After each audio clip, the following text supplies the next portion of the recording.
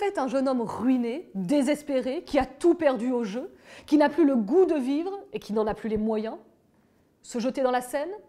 Ou tenter de se refaire par un dernier coup d'éclat? Oui, Raphaël de Valentin, aristocrate désargenté qui, à 25 ans, se rêve écrivain mais n'a rien écrit, va tenter le tout pour le tout. Un étrange antiquaire lui propose un objet magique, une peau de chagrin, qui permet de réaliser tous les rêves de son possesseur, mais qui réduit la durée de sa vie. Il accepte. Dès lors, son existence s'en trouve bouleversée. Son ami Eugène de Rastignac lui fait découvrir les salons mondains, les fêtes, les théâtres, le vin et les femmes. Une vie de plaisir et d'insouciance s'ouvre à lui, jusqu'à sa rencontre avec Fédora, femme mystérieuse, insaisissable, femme froide et sans cœur, qui fascine tous les hommes par son air supérieur, son détachement, sa lassitude. Il en tombe follement et désespérément amoureux. Telle est la phase ascendante de sa vie, aidée par la peau de chagrin magique. Il connaît une véritable boulimie vitale, une débauche d'énergie, l'élan permanent vers toujours plus de plaisir. Mais comment vivre quand il n'y a plus rien à désirer? Arrive alors la phase descendante. Raphaël se retrouve littéralement consumé par ses désirs. Comme prévu, la peau de chagrin l'a fait vieillir prématurément. Il n'est plus que l'ombre de lui-même, un jeune vieillard retiré du monde, cloîtré chez lui, coupé de tout désir, puisque tous ses désirs se réalisent, mais en même temps lui coûtent une année de vie. Abattu par la honte d'avoir possédé ce pouvoir et de n'en avoir rien fait. Au cours de sa courte vie, Raphaël va vivre deux relations amoureuses qui illustrent les deux parties de sa vie. D'abord la passion pour Fédora, la femme idéale mais inaccessible. Pour elle, il se ruine. À cause d'elle, il pense au suicide. Puis, il connaîtra un amour apaisé avec Pauline, la femme simple et pure qui se consume d'amour pour lui en secret depuis toujours et qui s'occupera de lui dans son agonie finale. Ces deux femmes incarnent les deux faces d'une même féminité fantasmée, la femme charnelle et la femme chaste. La comtesse Fédora est la reine des soirées parisiennes. C'est une femme qui attire tous les regards, qui est aimée de tous, mais qui n'aime personne. Balzac décrit une scène érotique, parfaitement licencieuse et en cela très moderne, où Raphaël s'enferme dans la chambre de Fédora, derrière un rideau, et la regarde dormir toute une nuit. Il s'approche de son lit, il est tenté, il n'ose pas. Étonnante scène de voyeurisme, qui est aussi une scène d'impuissance. Le monde lui appartenait, il pouvait tout et ne voulait plus rien, écrit Balzac. La peau de chagrin incarne le pouvoir et le vouloir réunis. Grâce à elle, tous les désirs sont satisfaits. Mais alors, si tout est satisfait, il n'y a plus rien à désirer.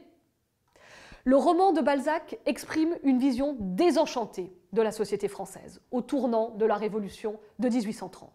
Une génération en quête de nouveaux repères, de nouveaux modèles. Les idéaux napoléoniens ont fait long feu. Désormais, on entre dans l'ère de la bourgeoisie, dans l'ère de l'argent roi, dont nous sommes encore les héritiers. La peau de chagrin paraît en 1831, la même année que Notre-Dame de Paris de Victor Hugo et quelques mois après Le Rouge et le Noir de Stendhal. La littérature française connaît alors une période d'intense activité. Les romanciers se partagent entre veine romantique et plongée dans le réalisme. La peau de chagrin est précisément une œuvre à la charnière de ces deux courants. C'est aussi le seul roman fantastique de Balzac. Le romancier réinterprète, avec Raphaël et l'antiquaire, le mythe de Faust et Méphistophélès. Faust qui accepte de boire le filtre de l'éternelle jeunesse, mais le payera de sa vie. La possibilité de dépasser les limites physiques et mentales imposées par la biologie a toujours fasciné les créateurs. 100 ans après La peau de chagrin, on retrouve ce thème, mais inversé, dans une nouvelle de l'américain Francis Scott Fitzgerald, L'étrange histoire de Benjamin Button, où le héros naît avec l'allure d'un homme de 70 ans et passera sa vie à rajeunir. La peau de chagrin est surtout le roman le plus philosophique de Balzac. C'est un conte qui illustre une idée. Le désir est toujours en excès sur le plaisir. La réalisation, la possession est déjà une perte. On ne désire jamais que ce qu'on ne peut obtenir. Raphaël désire Fédora, la seule femme inaccessible, et ne voit pas Pauline qui meurt d'amour pour lui. Balzac pratique une esthétique baroque. Il mélange tous les registres, le réalisme, le fantastique, le comique et la fantaisie, sans oublier une dimension morale. Car le romancier critique une société adepte de la dissipation. Il fustige cette dépense inconsidérée d'argent que pratique la société capitalistique naissante, qui est aussi une dépense d'énergie. Il condamne la quête effrénée des plaisirs dans une société du luxe et du paraître qui porte en germe notre société de consommation. Le héros de cette société de dissipateurs est Rastignac, l'ange tentateur, celui qui introduit Raphaël dans tous les lieux de plaisir et de débauche. La morale de Rastignac est celle du plaisir égoïste, dont il sait bien qu'elle est une fuite en avant.